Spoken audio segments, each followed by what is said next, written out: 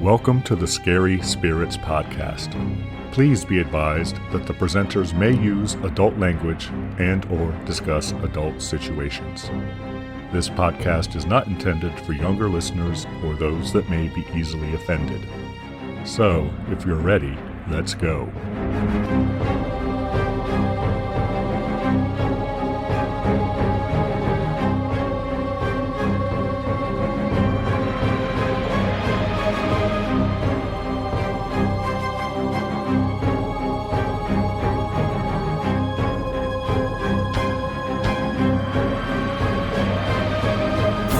Hello, Scary Spiriters. You're listening to Bedtime Stories with the Scary Spirits podcast. I'm Karen, your host for the evening. On this episode, I'll be reading an excerpt or two from the Scary Book of Valentine's Day Lore by Tim Rayborn. If you're interested in this book, you can find it through the link in the show notes. I bet you can already feel the love in the air, can't you? So let's start with history and the origins of Valentine's Day. Did you know there is more than one Saint Valentine? If there is a Valentine's Day, there must be a Valentine. So who was this person? And why do they have a day named after them? Well, that's the big question, and it's not so easy to answer. There were probably 2 and possibly 3 men living in the 3rd century who might be the one the day honors, and all of them met a bloody death. The Catholic Church honored all 3 and listed February 14th as the day they were martyred.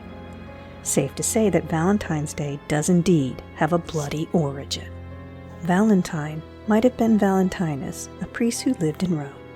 At some point, he was arrested and held captive by a wealthy Roman named Asterius.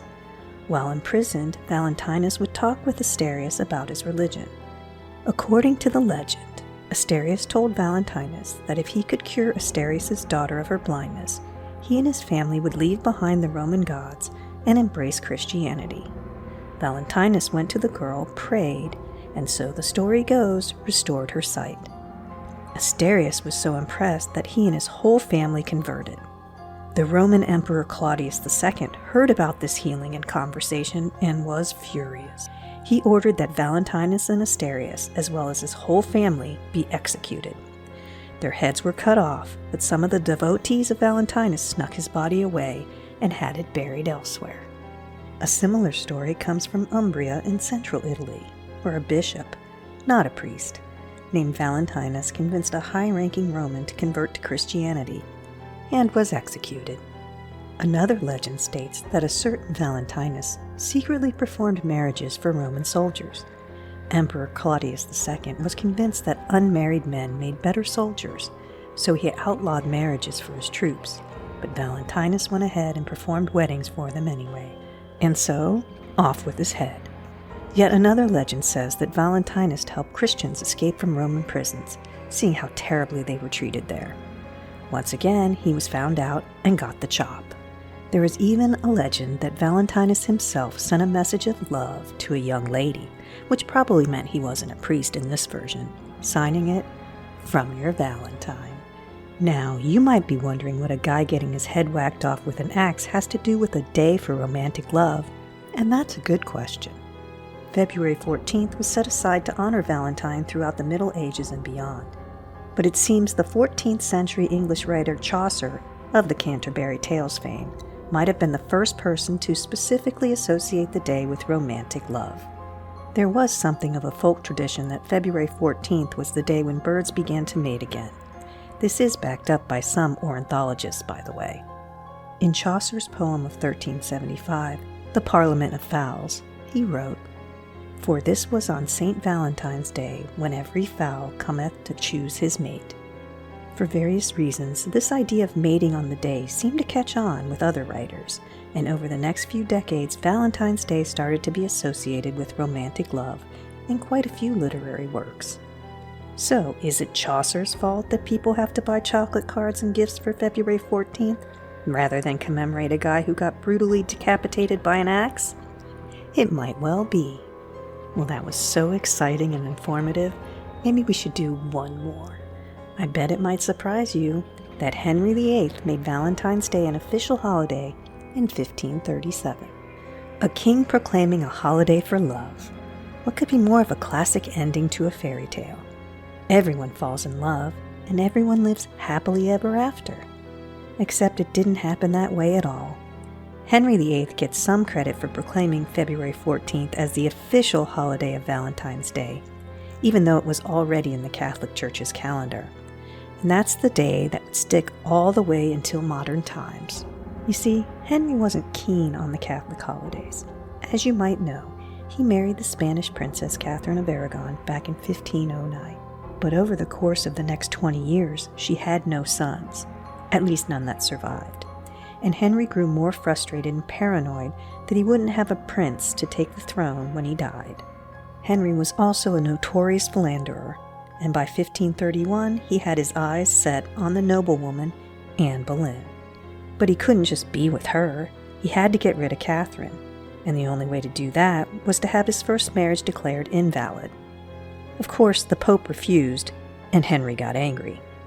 As a result, he broke with Rome and the Catholic Church and created his own Church of England and used his power as the head of it to annul his marriage with Catherine. Once he'd sent her away, he was free to marry Anne, which he did in 1532. The first child he had was a girl, Princess Elizabeth, who would grow up to be Queen Elizabeth I. It wasn't long before Henry's eyes were wandering again, and he became drawn to Jane Seymour. He seemed to genuinely fall in love with her, but now he had to get rid of Anne. He couldn't just annul their marriage, as he had with Catherine, so he devised a much more sinister plan. He looked for evidence that she'd committed adultery, found it, and had her head chopped off. Whether she was actually unfaithful or not is still debated. With Anne dead, Henry married Jane, and together they produced Edward, the son Henry so badly wanted.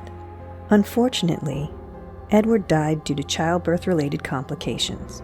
Henry would marry 3 more women over the next few years: Anne of Cleves, who he divorced, Catherine Howard, who he also accused of adultery, probably with reason, and beheaded, and Catherine Parr, who outlived him.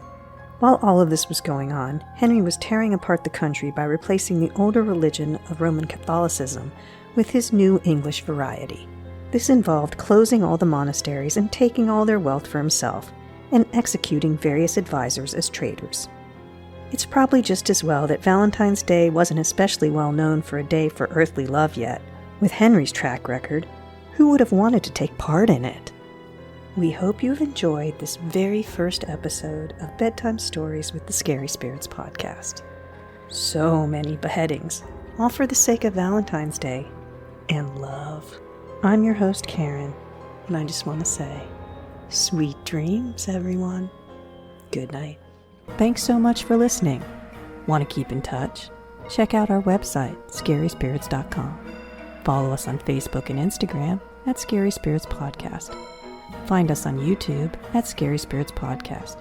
If you have questions or comments, you can email us at info@scaryspirits.com. To help us grow the podcast, you can leave us a review on Apple Podcasts. We really do appreciate your support. And as always, please drink responsibly.